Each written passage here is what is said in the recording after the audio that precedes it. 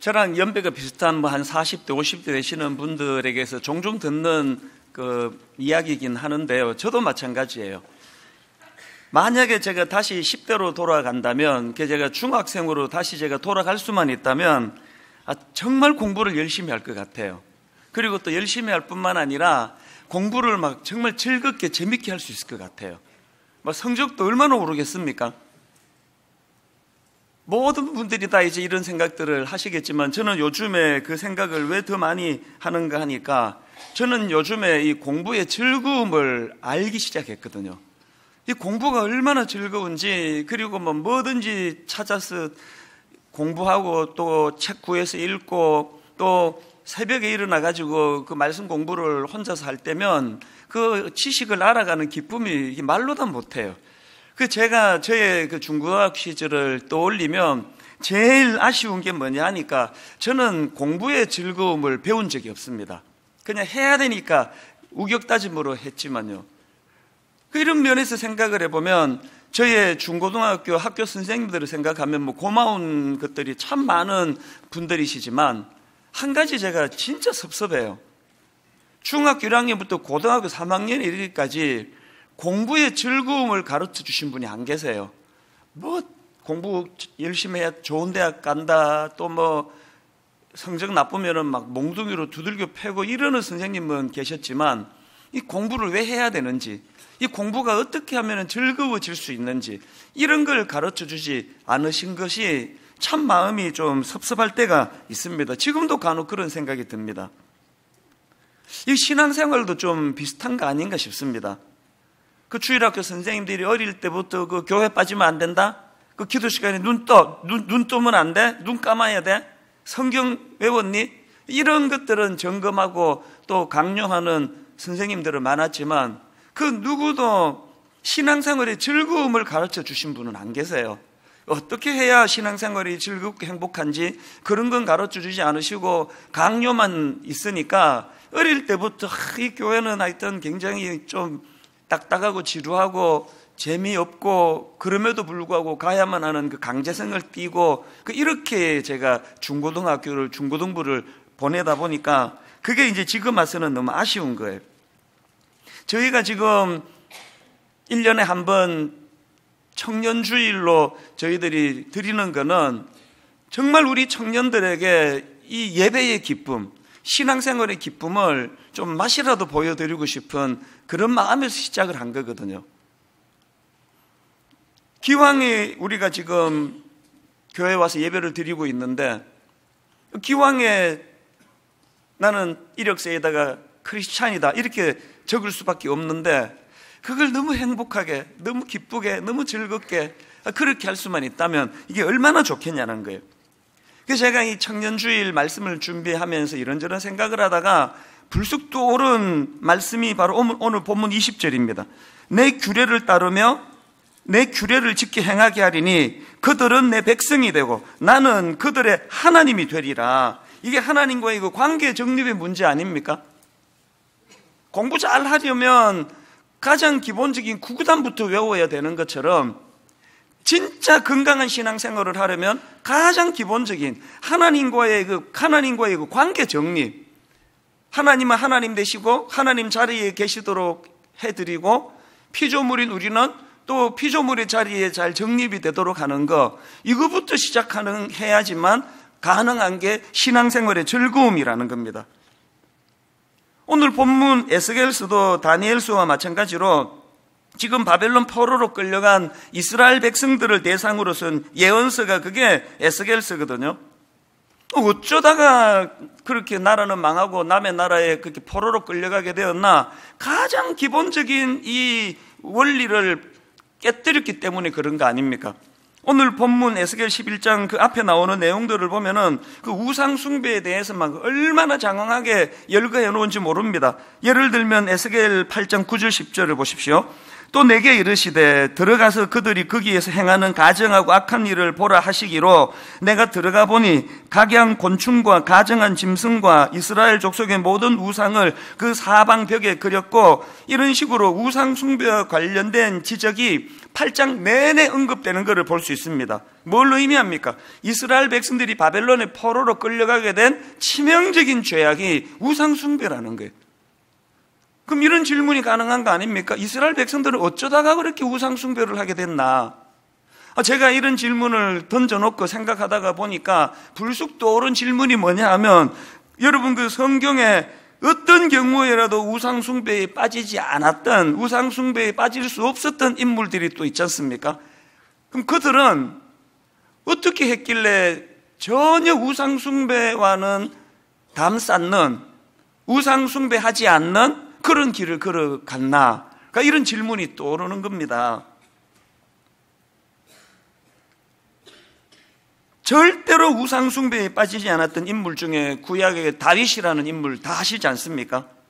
그는 때로는 넘어지고 자빠지는 일을 해도 어떤 경우라도 우상 숭배의 자리는 빠지지 않았던 인물 아닙니까? 그 다윗이 어떻게 우상 숭배에 절대로 빠지지 않을 수 있었나? 그 질문에 대한 답이 사무엘하 6장에 있는 그 모습에서 나타납니다. 사무엘하 6장에 보면 지금 하나님의 임재를 상징하는 언약궤가 다윗성으로 들어오는데, 그때 이 왕이라는 다윗이 어떤 반응을 보였는지 유명한 말씀이 나오지 않습니까? 사무엘하 6장 13절 14절을 보십시오.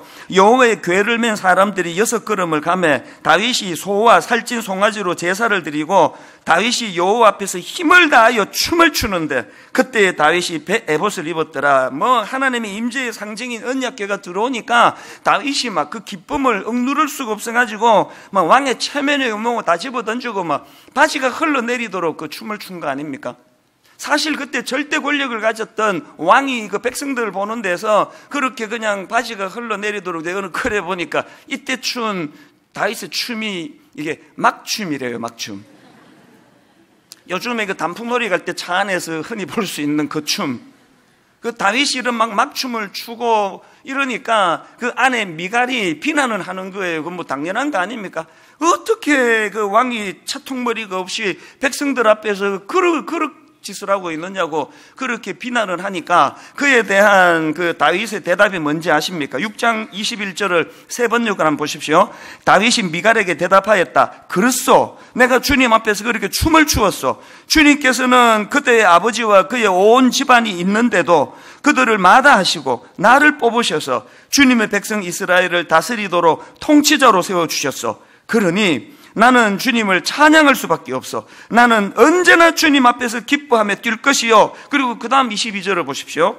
내가 스스로를 보아도 천한 사람처럼 보이지만 주님을 찬양하는 일 때문이라면 이보다 더 낮아지고 싶소. 왕으로 채통을 지켜야죠. 그 백성들 앞에 가볍게 보면 안 되는 건 맞아요.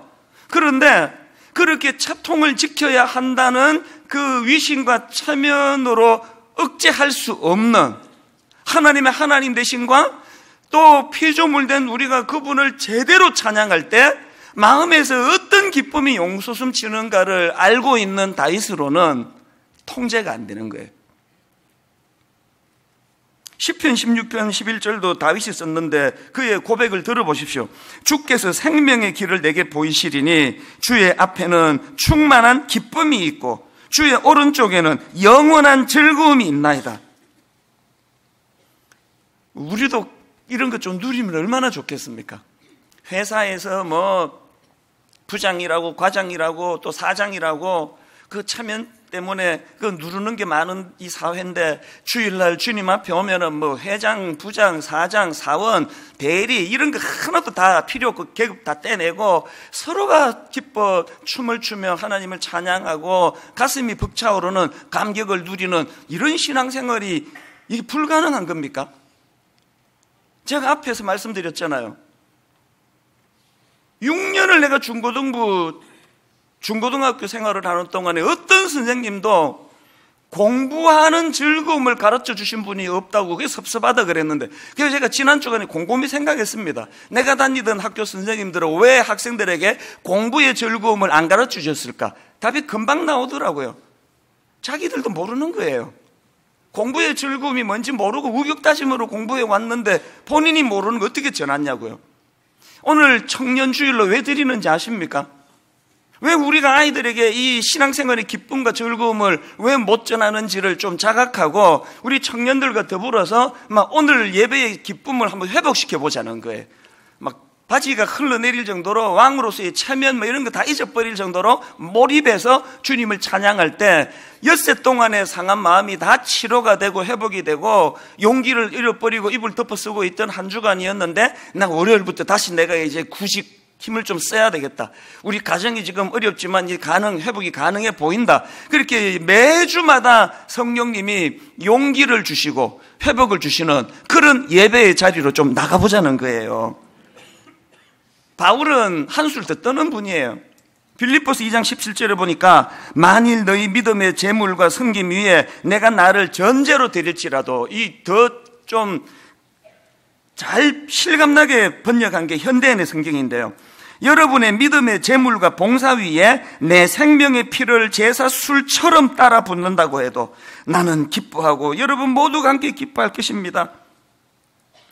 이게 지금 제가 그 옆방에서 그 히터 켜놓고 혹은 에어컨 켜놓고 시원한 바람을 누리면서 이런 걸 제가 썼으면요, 이건 문학이에요, 문학. 우리 담임 목사님 문장력이 좋아. 어떻게 저런 표현을 해낼까? 지금 바울은 그게 아니에요. 실제적으로 지금 감옥에서 쓴 편지고요. 실제로 지금 순교가 지금 점점 다가오는 게 피부로 느껴지는 순간이에요.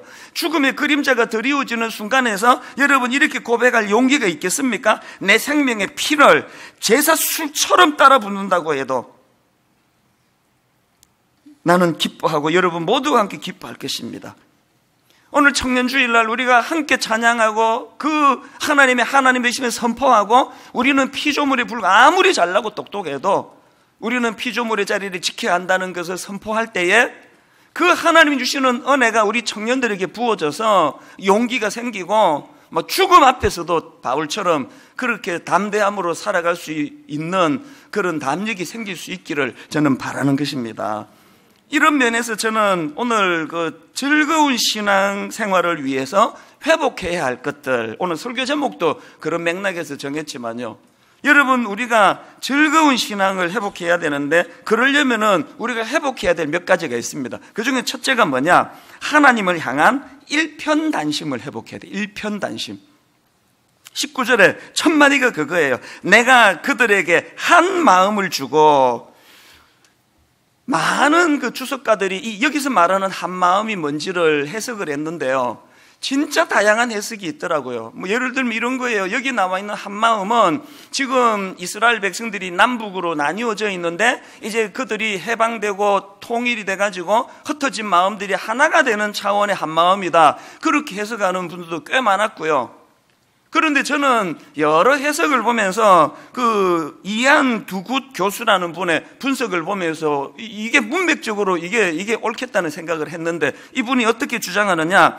여기 나오는 한마음이라는 거는 그 사람과 사람 사이에 이제 회복하는 게 아니라는 거예요. 사람들 간의 상호 합의를 뜻하기보다는 그 내면에서 하나님께 대한 나뉘지 않는 충성을 뜻한다는 거예요. 무슨 뜻인지 아시겠죠? 오늘 집사님하고 저하고 회복이 돼서 한마음 되는 차원의 뜻이 아니고요, 내 안에서 갈려있는, 이게 그 문맥으로 봤을 때 그 해석이 옳다고 보는 게, 지금 이스라엘 백성들이 저지른 죄악이 뭐예요? 한마음으로는 하나님도 섬기면서 한마음으로는 우상도 섬겨가지고 지금 그 책망을 받고 있는 그 맥락 아닙니까? 그래서 하나님의 영광이 떠나버렸다고 이런 가슴 아픈 지적을 받는 상황인데, 하나님께서는 그렇게 니들 안에서 갈라져 있는 마음들을 하나로 회복시켜 주시겠다는 거예요. 호세아서 10장 2절에도 같은 맥락의 표현이 나옵니다. 그들이 두 마음을 품었으니 이제 벌을 받을 것이라. 즐거운 신앙생활을 누리고 싶으세요?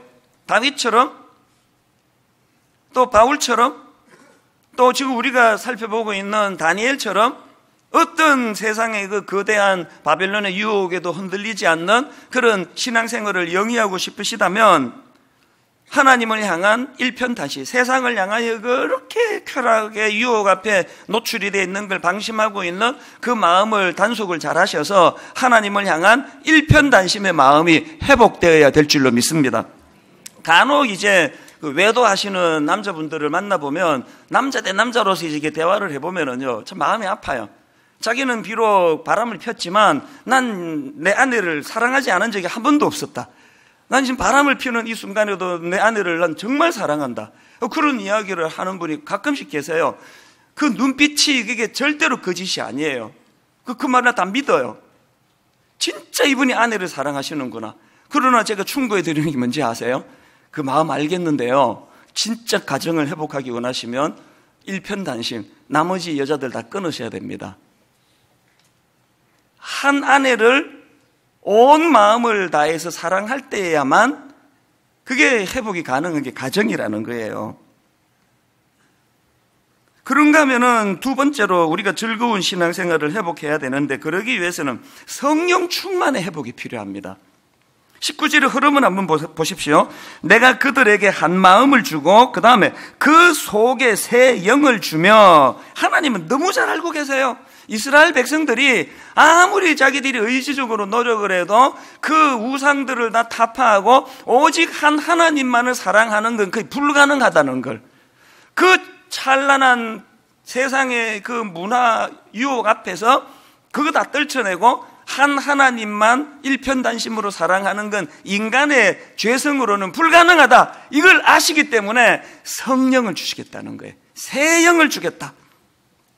우리도 마찬가지 아닙니까? 여러분, 우리 힘으로는요, 절대로 신앙생활을 시작하는 것도 불가능할 뿐만 아니라 이 뜨거운 신앙생활을 유지하는 것 자체가 불가능해요. 뭐 잘 아시잖아요. 제가 딱 보면요, 저분은 우리 교회 지금 등록한 지 한 달 되시구나. 저분은 2년? 그 15년짜리 졸고 있네. 우리 교회에서 오래 신앙생활을 하면 할수록 무뎌져요. 그게 인간이에요. 국하고 신앙이 똑같아요. 시간 지나면 식는다는 거. 이 주옥 같은 표현이네. 그래서 우리는요, 불철주야 성령 충만을 구해야 돼. 새 영을 허락하여 주시기 원합니다. 누가복음 11장에 보면 예수님이 이런 말씀을 하십니다. 11절부터 13절을 보십시오. 너희 중에 아버지 된 자로서 누가 아들이 생선을 달라 하는데 생선 대신에 뱀을 주며 알을 달라고 하는데 전갈을 주겠느냐? 너희가 악할지라도 좋은 것을 자식에게 줄 알거든. 그 다음 잘 들어보세요. 하물며 너희 하늘 아버지께서 구하는 자에게 성령을 주시지 않겠느냐 하시니라. 제가 흥미를 느끼는 게요, 여러분이 아시지만 사복음서는 같은 사건을 이 각도로 기록하고 다른 각도로 기록하고 그렇게 한 사건을 다르게 펼쳐놓은 게 사복음서인데요, 지금 이 누가복음 11장의 예수님 말씀을 똑같은 사건을 다른 각도로 기록한 마태복음 보시겠습니까? 마태복음 7장 11절에 이렇게 기록합니다. 너희가 악한 자라도 좋은 것으로 자식에게 줄 알거든. 같은 맥락이죠. 너희가 악한 자라도 좋은 것으로 자식에게 줄 알거든 하물며 하늘에 계신 너희 아버지께서 구하는 자에게 좋은 것으로 주시지 않겠느냐.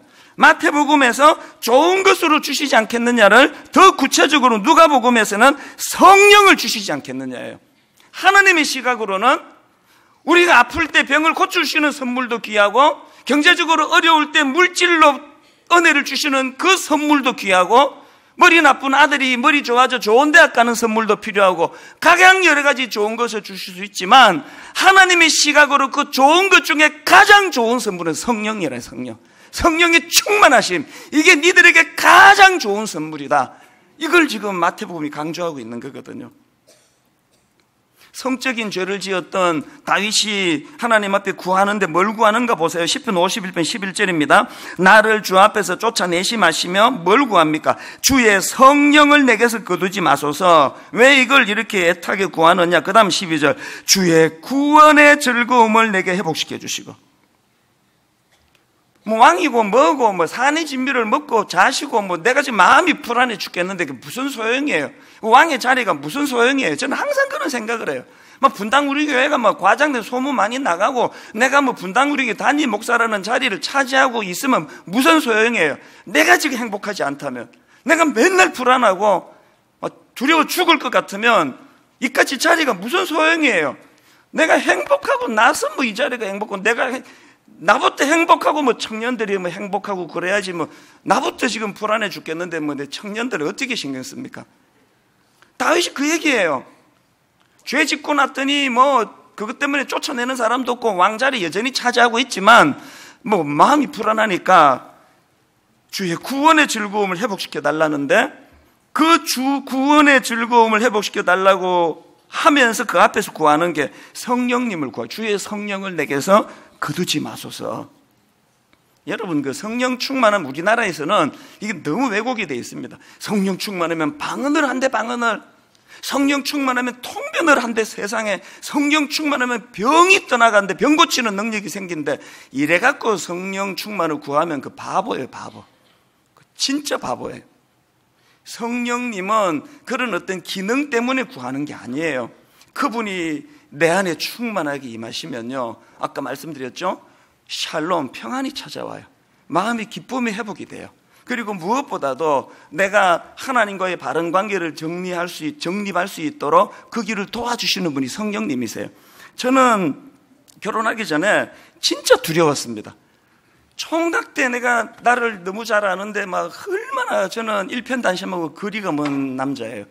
그래서 내가 이 여자도 좋아했다가 저 여자도 좋아했다가, 그리고 또 진짜 놀라운 능력은 또 두 여자도 동시에 좋아하는 능력이 있어가지고 막 양다리 걸쳤다가 그냥 수습이 안 돼가지고 막 이런 게 전데, 이게 내가 이제 오늘 결혼해가지고 죽을 때까지 내가 한 여자만 내가 사랑할 자신이 없는 거예요.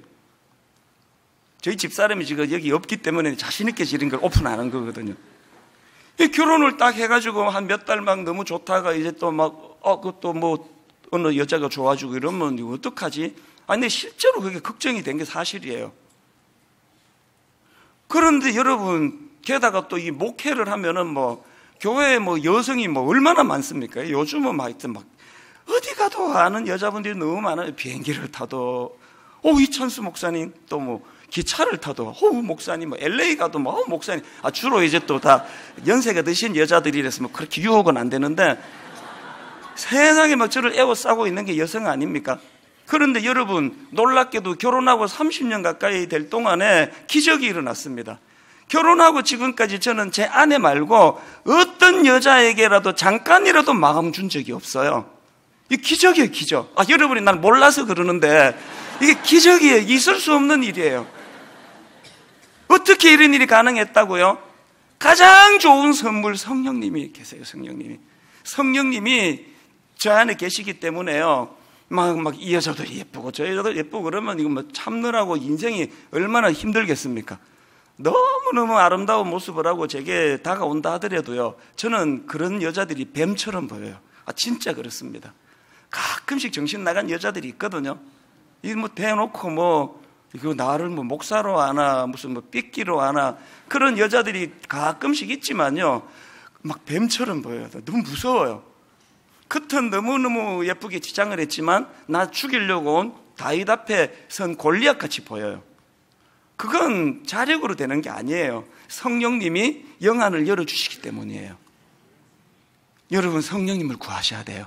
우리 청년들, 일생의 성령님 가장 좋은 선물, 뭐 방언 좀 하게 되고 이런 차원이 아니에요. 이번에 새생명 축제를 앞두고도요, 계속 내 마음에 저를 잘 아니까요, 두려움이 오는 거예요.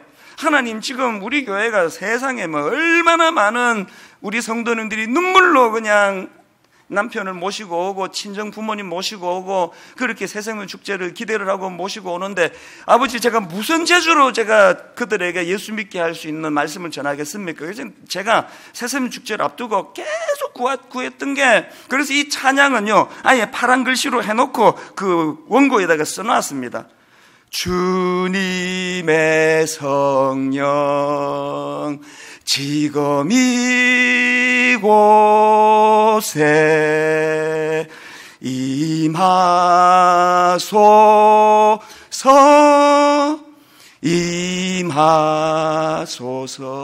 목소리가 다 떨려요. 너무너무 사모했거든요. 아버지, 제가 아라고 설교할 때 성령님 오늘 초청되어 오신 분들 귀에 으라고 들려지게 해주시기 원합니다. 성령이 충만하게 역사하셔야, 이게 무슨 강연회도 아니고 그랬더니요, 기적이 일어났습니다. 17년 세세미 축제하는 동안에 이번 2주 가장 많은 성도님들이 평상시에 한 배 반, 2배 더 많이 오셨고요. 그것만이 기적이 아니에요. 얼마나 은혜를 받으시는지 제가 콜링 해놓고 제가 놀랐습니다. 한 절반쯤 일어나시더라고요. 세세미 축제 끝나고 믿겨지지 않는 이야기를 들었습니다.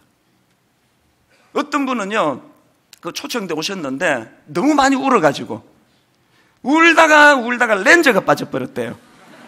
그래서 렌즈 사러 간다 그러더라고요. 그래서 아까 광고도 했습니다. 아까 더 놀라운 건 그분이 아침 7시 예배에 오셨어요. 7시 예배. 초청돼 오신 분이, 여러분, 이렇게 낯선 데 오면은, 경직되면은 감정이라는 건 편안해야 그게 눈물도 나고 동하는 거 아닙니까? 그 낯선 곳에서 아침 7시에. 그래서 제가 아까 7시 예배에 광고했습니다. 그분 여기 와 계실 텐데 렌즈 값 내 물어드리겠다고. 인간의 힘으로 되는 거 아니에요. 주님의 성령 지금 이곳에 임하소서. 우리 성령님은 얼마나 신실하신지 저 같은 못난 종이 구해도요, 성령님은 그 초청에 기쁨으로 이 예배의 주인이 되어주시는 거 아닙니까? 오늘 청년 예배에는 특별히 우리 청년들에게 성령님이 강하게 역사하시는, 그러기 위해서 구해야 돼요. 자꾸 구해야 돼요. 하나님 성령님을 구합니다. 그러면 우리 하나님, 너희가 악할지라도 좋은 것을 자식에게 줄 줄 알거든. 하물며 너희 하늘의 아버지께서 구하는 자에게 성령을 주시지 않겠느냐. 이 성령이 충만하게 역사하시는 그런 예배가 되기를 바랍니다. 마지막 세 번째로요, 여러분, 우리가 이 기쁨의 신앙생활, 즐거운 신앙생활을 회복하려면 부드러운 마음을 회복하셔야 돼요. 19절을 보십시오. 내가 그들에게 한 마음을 주고 그 속에 새 영을 주며 그 몸에서 돌 같은 마음을 제거하고 살처럼 부드러운 마음을 줘. 지금 우리나라는요, 돌같이 굳은 마음들이 지금 얼마나 무리를 일으키는 세상입니까? 주차장에서 차 좀 빼달라 그러니까 야구 방망이를 들고 사람을 두들겨 패지를 않나? 어깨 한번 마주쳤다고 갑자기 시카를 갖고서 사람을 그냥 무차별로 찌르지를 않나? 저는요, 근래에요, 가장 가슴 아픈 기사 하나 읽었습니다. 머릿 기사가 이래요. 아빠를 사형시켜달라는 딸들의 절규. 뭔 기사가 이런 게 있나 들어봤더니요, 세상에 그 서울 아파트 주차장에서 전처 칼로 난자해서 살인을 저질렀는데요, 20년 넘게 그렇게 가족들에게 폭력을 휘두르다가 이혼한 게 3년 됐는데 끈질기게 협박하다가 그런 짓을 저질렀는데요, 그렇게 아빠에 의해서 엄마가 살해당하고 그 딸이 청와대 청원 게시판에 올린 글이 그거예요. 우리 아빠 사형시켜주세요. 전 처음에 누가 장난글 쓴 줄 알았습니다.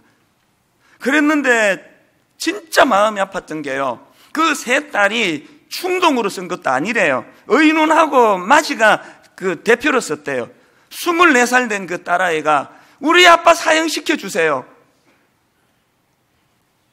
그 딸들이 막 너무 불쌍해가지고요, 제가 그 인터뷰 기사를 읽다가 울었습니다. 세상의 아버지라고. 그래서 제가 연락만 되면 내가 니들 아빠 돼줄게, 그 말을 지금도 하고 싶어요. 연결을 좀 시켜주신다면. 너무 불쌍해서 제가 눈물이 났는데요, 또 생각해보면은 그 인간, 그 당사자, 그 불쌍한 거 아닙니까? 세상에 인간으로 태어나가지고 아버지라는 사람이, 딸들이 우리 아빠 사형시켜 주세요. 20년 동안 아버지 노릇 못하고 남편 노릇 못하고 폭력을 힘삼고 그랬는데 결국에 그 끝이 그렇게 비참한 자리에 빠지는, 그거 왜 그렇습니까? 굳은 마음이 풀리지가 않아서 그런 거 아닙니까? 이 굳은 마음이. 여러분, 예수 믿는 우리가 굳은 마음이 올 수 있어요. 미운 마음도 생기고, 저도 운전하다가 이성을 잃을 때 있습니다. 화낼 때 있고, 창문 내려가지고 소리 지를 때 있고 있습니다.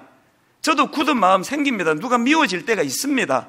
새가 내 머리 위에 날아다니는 걸 내가 무슨 재간으로 막느냐고요. 그러나 여러분, 적어도 성령님이 내 안에 계시는데 그런 굳은 마음이 어떻게 방치가 될 수 있겠냐고요. 그리고 또 한 가지, 여기 나와 있는 이 부드러운 마음은요, 어떤 마음을 의미하느냐, 20절에 보면은 그 의미를 알 수 있는데 19절부터 한번 보십시오. 내가 그들에게 한 마음을 주고 그 속에 새 영을 주며 그 몸에서 돌 같은 마음을 제거하고 살처럼 부드러운 마음을 주어. 그리고 그게 어디로 연결되느냐, 20절. 내 율례를 따르며 내 규례를 지켜 행하게 하리니. 여기서 굳은 마음이 사라지고 부드러운 마음이 든다는 것은 말씀을 받는 마음이 열린다는 뜻이에요. 부끄러운 고백인데요, 저도 예외가 아니에요. 내버려두면 익숙한 거는 다 굳어져요. 제가 처음에 사랑의 교회 가서 옥하는 목사님 말씀을 듣는데요, 진짜 구름 위에 둥둥 떠는 것 같았습니다. 어떻게 인간의 입술로 저런 말씀이 선포되느냐고 막 가슴이 벅차오르기를 매 예배마다 드렸는데, 한 7, 8년 그렇게 예배를 드리고 나니까 인간이라는 건 익숙한 거는 굳어진다니까요. 은혜가 어떨 때는 되지만 어떨 때는 또 안 돼요. 그래서 제가 이 옥하는 목사님 요새 이 말씀 준비를 잘 안 하시는 건가? 그리고 옆을 쓱 보니까 웬걸 여전히 눈물을 펑펑 쏟으며 말씀을 듣고 있는데, 옥하는 목사님이 말씀을 준비 안 하셔서가 아니라 어느새 내 마음이 익숙해져서 굳어져 있는 거예요. 그렇기 때문에 어떻게 해야 됩니까? 끊임없이 하나님 앞에 굳은 마음을 풀어달라고. 그리고 아까 말씀드렸잖아요, 내가 의지로 푸는 게 아니에요. 성령님께서 풀어주시는 거예요. 결론을 이렇게 맺기를 원합니다. 저는 청년주일날 예배 한번 잘 드리는 거, 이것도 너무 소원하지만 우리 교회의 대학생들, 또 청년 나이, 결혼하는 미혼들, 대학부 청년부 가시기 바랍니다. 그 동물의 왕국을 보면은요, 사자가 노리는 건 무리에서 이탈한 짐승이에요. 무리에서 이탈하면 죽는 거예요. 이 괴물 같은 대학 입시 때문에 그 고등부 그렇게 잘 다니다가 대학 들어가면서 떨어져 나가면 영적으로 그거 위기예요, 위기. 그래서 제가 참 고마운 게, 이번에 우리 교회 대학부 청년부 6개 기관이나 되는데 모두가 다 다음 주일날 이제 처음 방문하는 우리 대학생들, 우리 청년들 어색하지 않도록 그렇게 자연스럽게 그들을 초청하려고 지금 뭘 준비하고 있다. 그래요. 찬스예요. 다음 주일날 대학부 가세요. 청년부 가셔야 됩니다. 그리고 다락방 가셔야 돼요. 공동체로서 함께 무리를 이탈하면 영적으로 사자가 나 잡아먹으려고 그런다. 이걸 기억하셔야 됩니다. 결론 이렇게 맺습니다. 여러분, 우리 자녀들에게 신앙생활의 즐거움을 가르쳐주고 싶으세요? 오늘 여러분이 그 즐거움을 먼저 회복하시기를 바랍니다. 그래서 저는 오늘 너무 마음이 설레어요. 아까 앞에 예배에서도 우리 청년들과 또 어른들이 어우러져 찬양을 하는데 막 마음이 너무 기뻤는데요, 여러분, 우리 찬양 아시잖아요. 사랑하는 나의 아버지, 이름 높여드립니다. 주의 나라 찬양 속에 임하시니. 그 다음 가사가 이래요. 능력에 주께 찬송하네. 여러분 기억하세요. 우리가 홀로 부르던, 예배 시간에 부르던 뜨겁게 주님을 찬양하면 거기에 하나님 나라가 임해요. 임하는데 어떻게? 능력으로. 능력 회복되기를 원하세요? 찬양 부르시면 됩니다. 이 시간에 이 가사가 진짜구나, 이걸 체험하는 시간 되기 원합니다. 우리 함께 찬양할까요? 사랑하는 나의 아버지, 주님의 이름 높여드립니다. 사랑하는 나의 아버지, 이름 높여드립니다. 주의 나라 찬양 속에 임하시니. 선포하십시오. 능력에 주께 찬송하네. 주께 찬송하네. 전능하신 하나님, 하나님 찬양. 언제나 동일하신 주, 전능하신 하나님 찬양.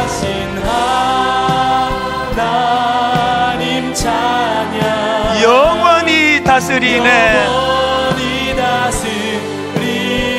나 주의 이름 높이리.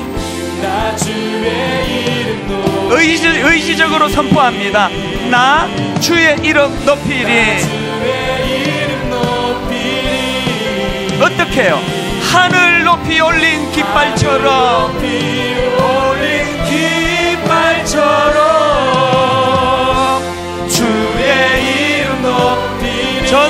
전능하신 하나님, 하나님 찬양. 언제나 동일하신 주, 전능하신 하나님 찬양. 영원히 다스리네.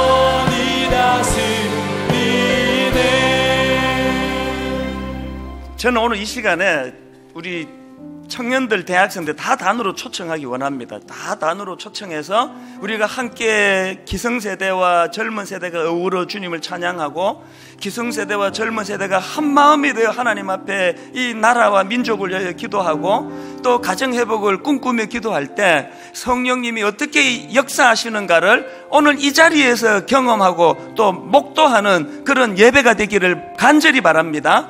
우리 후렴부터 한 번 더 찬양할 동안에 우리 젊은이들과 더불어 함께 손을 들고 주님을 기뻐 찬양하기 원하는데, 바로 거기에 주의 나라가 능력으로 임하게 될 줄 믿습니다. 우리 후렴부터 한 번 더 힘을 얻어 선포합니다. 나 주의 이름 높이리, 나 주의 이름 높이리, 나 주의 이름 높이리, 주의 이름 높이리. 하늘 높이 올린 깃발처럼,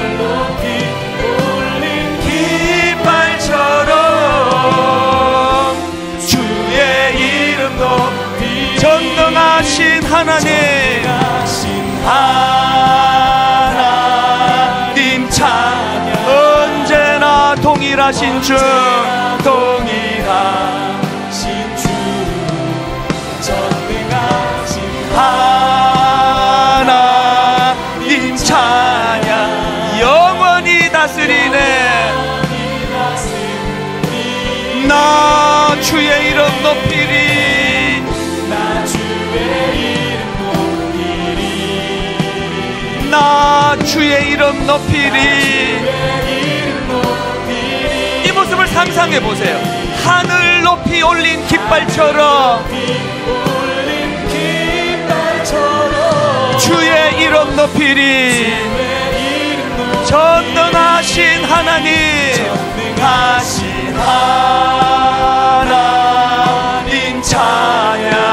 언제나 동일하신 주, 전능하신 하나님, 영원히 다스리네. 성령이 오셨네, 성령이 오셨네, 성령이 오셨네. 내 주에 보내신 성령이 오셨네. 우리 인생 가운데 친히 찾아오셔서 그 나라 꿈꾸게 하시네. 허무한 시절 지날 때, 깊은 한숨 내쉴 때, 그런 풍경 보시며 탄식하는 분 있네. 누가 탄식하십니까? 고와 같이 너희를 버려두지 않으리. 내가 너희와 영원히 함께하리라. 그 성령님을 찬양합니다. 성령이 오셨네, 성령이 오셨네. 내 주에 보내신 성령이 오셨네. 우리 인생 가운데 친히 찾아오셔서 그 나라 꿈꾸게 하시네. 온 마음을 다하여 성령이 오셨네, 성령이 오셨네, 성령이 오셨네. 내 주에 보내신 성령이 오셨네. 우리 인생 가운데 친히 찾아오셔서 그 나라